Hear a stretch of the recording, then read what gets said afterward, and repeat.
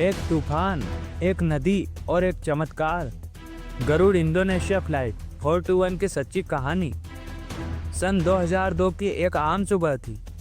Garuda Indonesia की घरेलू flight 421 एक बोइंग 737 विमान 57 लोगों को लेकर आसमान में शांति से उड़ रही थी। विमान का संचालन कर रहे थे कैप्टन अब्दुल रज़ाक, जिनके साथ को पायलट हारनी गुनावन मौजूद थे।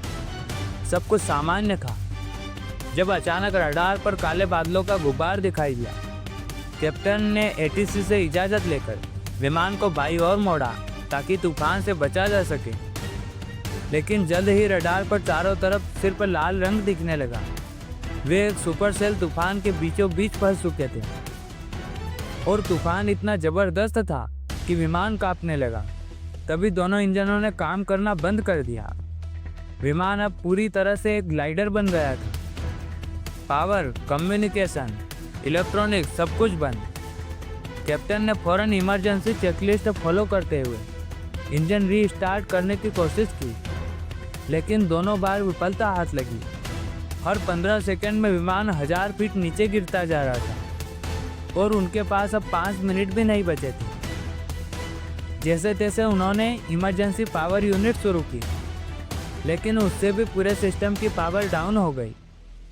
कॉकपिट अंधेरे में डूब गया और विमान रडार से भी गायब हो गया। अब उनके पास सिर्फ एक बैकअप आर्टिफिशियल होराइजन, एक स्पीड इंडिकेटर और एक मैग्नेटिक कंपास बचा था। किसी भी हवाई अड्डे तक पहुंच पाना नामुमकिन था, इसलिए कैप्टन ने फैसला लिया कि वो अब नदी में ही लैंड करेंगे। तकरीबन 8000 फीट पर पहुंचते ही विमान तूफान से बाहर आ गया, लेकिन उनके पास कोई रनवे नहीं था। सिर्फ सामने बहती सोलो नदी थी।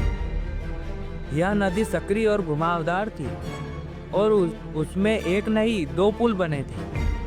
कैप्टन को अंदाजा था कि ब्रिज के नीचे उतरना संभव नहीं है, तो उन्होंने बिना हाइड्रोलिक सिस्टम के विमान को मोड़ा ताकि ब्रिज के पहले एक लंबे हिस्से पर उतर सके। लेकिन जब विमान केवल 250 फीट की ऊंचाई पर था, तभी एक और पुल सामने आ गया। अब कोई रास्ता नहीं बचा था। उन्हें दोनों पुलों के बीच में ही इमरजेंसी लैंडिंग करनी थी।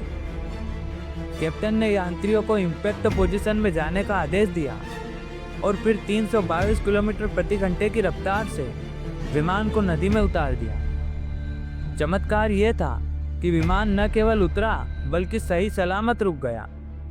यात्रियों ने खुद नदी से निकलकर किनारे तक चलकर अपनी जान बचाई। हादसे में केवल एक की जान गई।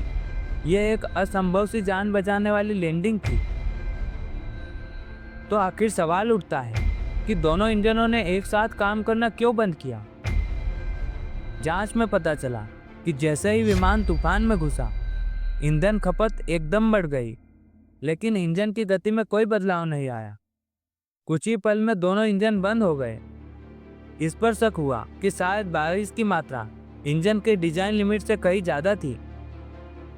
कॉकपिट वॉइस रिकॉर्डिंग से कुछ खास नहीं मिला, क्योंकि बारिश इतनी तेज थी कि हवाई आवाज़ें सुनाई ही नहीं दी। लेकिन आखिरी सेकंड में टेरर अलर्ट सुनी गई। उस वक्त विमान 18,000 फीट पर था। तो ये चेतावनी क्यों आई? जवाब मिला, विमान के नोज कोन, जहाँ पर रडार लगा होता है, यहाँ पर जांचकर्ताओं को बड़े बड़े गड्ढे मिले। ये सब ओले यानी हेली स्टॉर्म की वजह से हुआ था। रडार बर्बाद हो चुका था और इसलिए गलत अलर्ट आए। बड़ा सवाल था कि पूरी बिजली एक साथ कैसे चली गई। जांच में पता चला कि विमान की बैटरी केवल 22 वोल्ट तक थी, जबकि फुल चार्ज में 24 वोल्ट होती है। और फिर पता चला कि 20 बैटरी सेल्स में से एक तो पहले ही खराब था। इस वजह से बैकअप पावर जल्दी खत्म हो गई। जांचकर्ताओं ने विमान की उस स्थिति को सिमुलेट किया और पाया कि 2 बार इंजन रीस्टार्ट के बाद बैटरी वोल्टेज घटकर 12 वोल्ट रह गई थी, यानी बैटरी लगभग मर चुकी थी। ऐसे में फ्लाइट क्रू कुछ भी नहीं कर सकते हैं।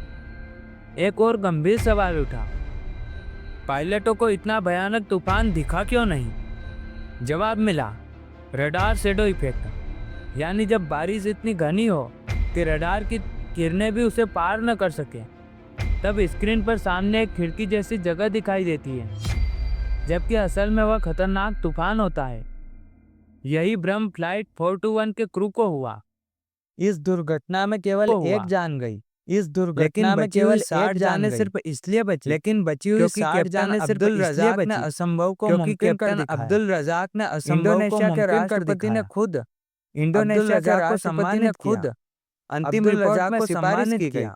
कि मौसम अंतिम रडार रिपोर्ट में ट्रेनिंग को सिफारिश बेहतर की किया गई जाए कि ताकि मौसम ऐसे रडार हादसे ट्रेनिंग को दोबारा बेहतर ना किया हो। जाए ताकि ऐसे यह हादसे कहानी दोबारा सिर्फ एक ना हो। दुर्घटना की नहीं, यह बल्कि एक कहानी सिर्फ कप्तान एक के दुर्घटना निर्णय, की नहीं, साहस और बल्कि एक सूझबूझ की कप्तान के मिसाल है। निर्णय, साहस और हर उड़ान सूझबूझ अपने की आप में एक मिसाल है। विश्वास है।